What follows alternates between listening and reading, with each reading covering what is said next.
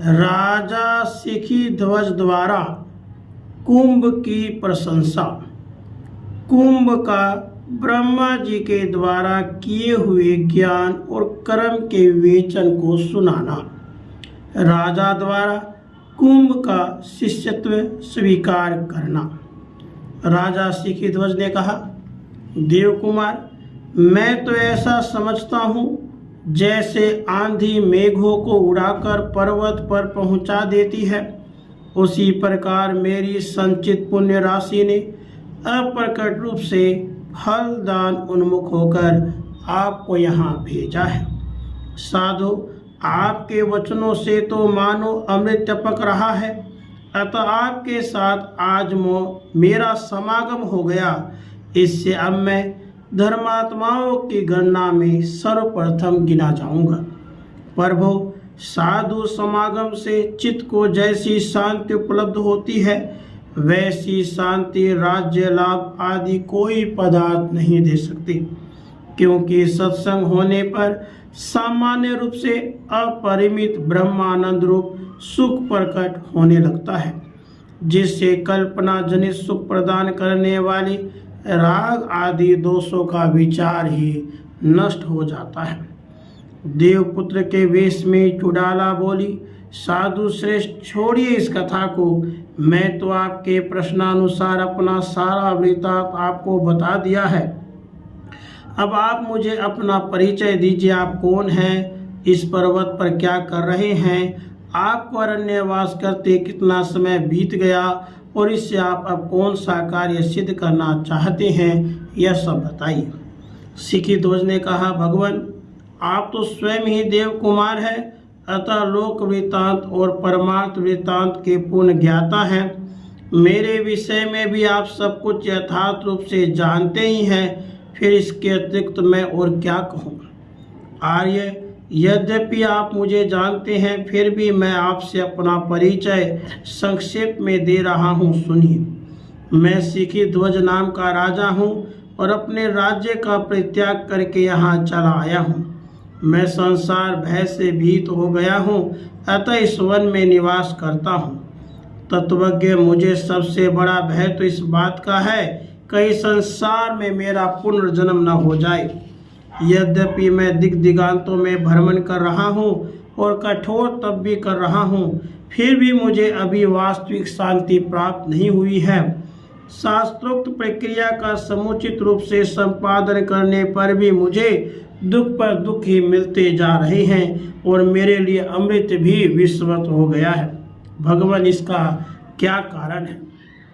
देवपुत्र के रूप में चुड़ाला बोली, साधु, पहले किसी समय मैंने अपने पितामह ब्रह्मा जी से ऐसा प्रश्न किया था, प्रभु, ज्ञान और कर्म इन दोनों में जो एकमात्र श्रेष्ठकर हो, उसे मुझे बताने की कृपा कीजिए।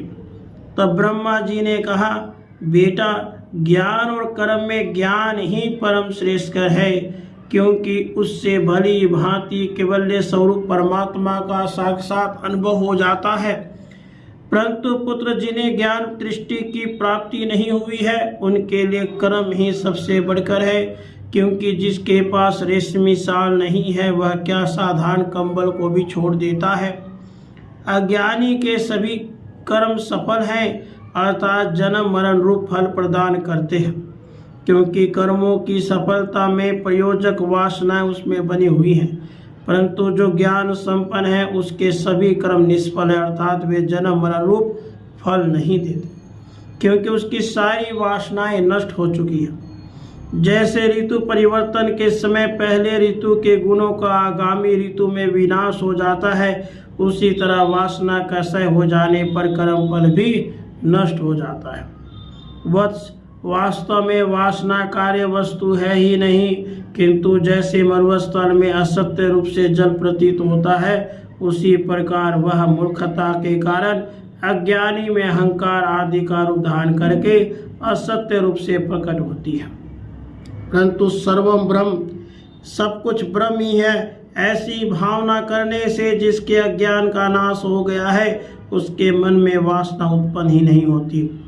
ठीक उसी तरह जैसे बुद्धिमान पुरुष को मरुस्थल में जल की भ्रांति नहीं होती, अपने भीतर से वासना मात्र का पूर्णतया परित्याग कर देने से जीव जरा मरण रूप एवं पुनर्जन्म शून्य परम पद को प्राप्त हो जाता है। देवपुत्र के रूप में चुड़ाला कहती है राजर्षि, इस प्रकार जब वे ब्रह्मा आदि महापुरुष भी ज्ञान को ही परम उत्कृष्ट श्रेय बतलाते हैं, तब आप उस ज्ञान से रहित क्यों हैं? भूपाल, इधर कमंडलू है, इधर दंडकाष्ठ है, इधर कुश की चटाई है, ऐसे अनर्थों से परिपूर्ण इस संसार में क्यों सुख मान रहे हैं? राजन, मैं कौन हूँ? यह जगत कैसे उत्पन्न हुआ और किस कारण से इसकी शांति होगी? इन प्रश्नों पर किस लिए आप विचार नहीं करते? क्यों अज्ञानी बने बैठे हैं? नरेश, जो सगुण निर्गुण रूप परमात्मा के तत्व को जानने वाले हैं, ऐसे महात्माओं के पास जाकर बंधन कैसे हुआ और मोक्ष का उपाय क्या है, यूँ प्रश्न करते हुए आप उनके चरणों की सेवा क्यों नहीं करते? यहाँ पर्वत की कंदरा में बैठे इस कठोर तपस्या में आप अपना जीवन क्यों बिता रहे हैं? जिस युक्ति से संसार बंधन से मुक्ति मिलती है, वह तो समतापूर्ण दृष्टि वाली महात्माओं के पास जाकर उनसे पूछने से, उनकी सेवा से, उनके समागम से ही उपलब्ध होती है। श्री वशिष्ठ जी कहते हैं, रघुनंदन, उस देवरूपिणी कांता चुड़ाला ने जब इस प्रकार ज्ञानोपदेश किया, तब राजा सिखिध्वज की आंखों से अश्रुधारा बहने लगी और इस प्रकार कहने लगे। सिखिध्वज ने कहा, देव कुमार, बहुत काल के बाद आज आपने मुझे प्रबुद्ध कर दिया। अहो, इतने दिनों तक साधु समागम का परित्याग करके मैं जो वन में निवास करता रहा, यह मेरी मूर्खता का परिचायक है। आप जो स्वयं ही यहाँ पधार कर मुझे ज्ञानोपदेश कर रहे हैं, इससे तो मैं समझता हूँ कि निश्चय ही मेरे संपूर्ण पापों का विनाश हो गया। सुमुख, अब आप ही मेरे गुरु हैं, आप ही मेरे पिता हैं, आप ही मेरे मित्र हैं। मैं आपका शिष्य हूँ और आपके चरणों में नतमस्तक हूँ, मुझ पर कृपा कीजिए। भगवान, जिसे आप सर्वोत्तम समझते हो और जिसे जान लेने पर फिर शोक नहीं करना पड़ता, जिसको प्राप्त करके मैं मुक्त हो जाऊंगा, उस पर ब्रह्म तत्व का मुझे शीघ्र ही उपदेश कीजिए। देवपुत्र के रूप में चुड़ाला बोली, राजर्षि, यदि आप मेरे वचनों को उपादेय मानते अर्थात उन्हें सुनने की श्रद्धा रखते हो, तब तो मैं अपनी जानकारी के अनुसार उस ब्रह्म का उपदेश करूंगा, अन्यथा कुछ भी नहीं कहूंगा, क्योंकि श्रद्धालु के सामने कुछ कहना निरर्थक होता है। साथ ही जिनके वचनों में श्रोता की श्रद्धा नहीं होती और जिससे कौतूहल से प्रश्न किया जाता, उस वक्ता के वचन निष्फल हो जाते हैं। सिखिध्वज ने कहा, गुरुदेव, मैं आपसे यह सत्य प्रतिज्ञा करता हूँ कि आप जो कुछ उपदेश देंगे, मैं उसे वेद के विधि वाक्य की भांति निश्चय ही तुरंत ग्रहण कर लूंगा। देवपुत्र के रूप में चुड़ाला बोली, राजर्षि, जैसे छोटा शिशु अपने पिता के वचन को बिना ननु नच किए प्रमाण बुद्धि से स्वीकार कर लेता है, वैसे ही आप भी मेरे इन वचनों को ग्रहण कीजिए। राजन, सुनिए, मैं एक ऐसे मनोहर कथानक का वर्णन करूंगा जो आपके चित्र के समान है। वह चिरकाल के पश्चात उन्नति को प्राप्त हुई मंदमतियों की बुद्धि को उद्बुद्ध करने वाला है। उत्कृष्ट बुद्धि वालों को शीघ्र ही भय से उद्धार करने वाला है। राधे कृष्ण, राधे कृष्ण।